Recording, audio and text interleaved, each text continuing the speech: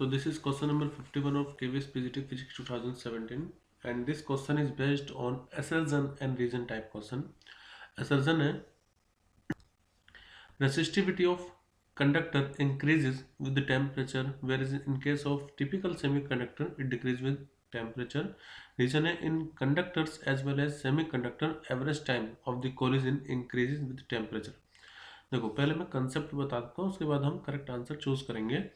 तो अगर मैं ग्राफ बताऊं रेजिस्टेंस के लिए, एक मेटल के लिए,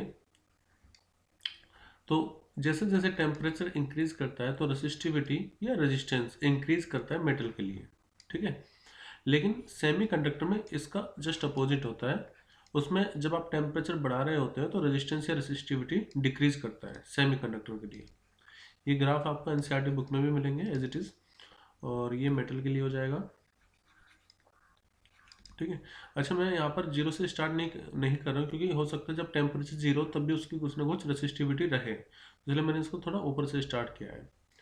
अब अगर मैं सिर्फ मेटल की बात करूँ तो उसके लिए जो रेसिस्टिविटी का फॉर्मूला होता है वो होता है rho equal to rho not 1 plus alpha delta T. Alpha होता है टेम्परेचर कोएफिशिएंट, ये होता है किसी टी टेम्परेचर पर रेसिस्टिविटी, ये जब इनिशियल टेम्परेचर है उसकी रेसिस्टिविटी। तो जैसे जैसे आप टेम्परेचर को इंक्रीज करोगे रेसिस्टिविटी मेटल में इंक्रीज करती है, ये बात तो सही है, और सेमीकंडक्टर में डिक्रीज करती है, ये भी बात सही है। तो असर्जन यहाँ पर देखिए क्या है, resistivity of conductor increases with temperature. क्या कंडक्टर की रेसिस्टिविटी टेम्परेचर के साथ इंक्रीज करती है? बिल्कुल, मैंने आपको ग्राफ से बताया।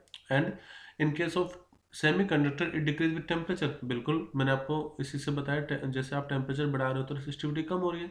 तो यहाँ पर ये बात तो श्योर है कि असर्जन बिल्कुल सही है। अब रीजन की बात कर लेते हैं। इन conductor as well as semi, देखो पहली बात तो ये कि मेटल और सेमीकंडक्टर दोनों के अलग अलग बिहेवियर होंगे, तो दोनों का जो रेसिस्टिविटी चेंज हो रही है उसका सेम रीजन तो हो नहीं सकता, और यहाँ पर एज वेल एज लगा दिया, मतलब दोनों के लिए सेम रीजन दे रहे हैं। तो एक तो इसी से बात ये गलत हो रही है कि रीजन हमारा गलत होगा। बट स्पेसिफिकली देखते हैं कि ऐसा क्यों हो रहा है।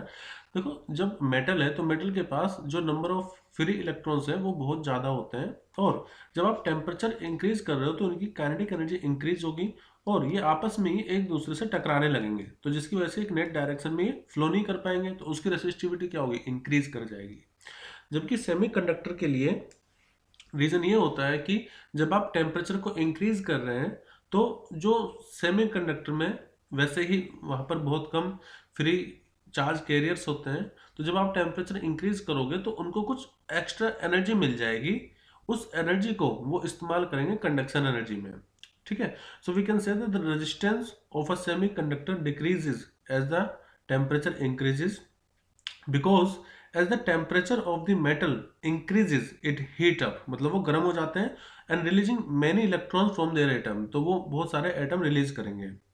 These electron are now available for the conduction and so resistance decreases, मतलब जैसे हमने उसको गर्म किया तो जो एटम निकले अब वो अवेलेबल होंगे कंडक्शन के लिए, और इसलिए जब आप टेम्परेचर इंक्रीज कर रहे हो तो सेमीकंडक्टर में अब ज़्यादा इलेक्ट्रॉन, ज़्यादा एटम आपको मिल रहे हैं जो कि कंडक्ट कर पाएंगे, इसलिए टेम्परेचर के इंक्रीज करने पर रेसिस्टिविटी सेमीकंडक्टर की डिक्रीज करती है।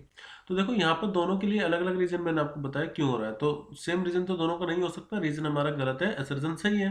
तो सही क्या है, असर्जन इज रॉन्ग, नहीं, बोथ नहीं, क्या असर्जन और रीजन दोनों करेक्ट है, नहीं, तो बचा option D, assertion is correct but reason is wrong. तो हमारा 51 का ऑप्शन डी सही होगा।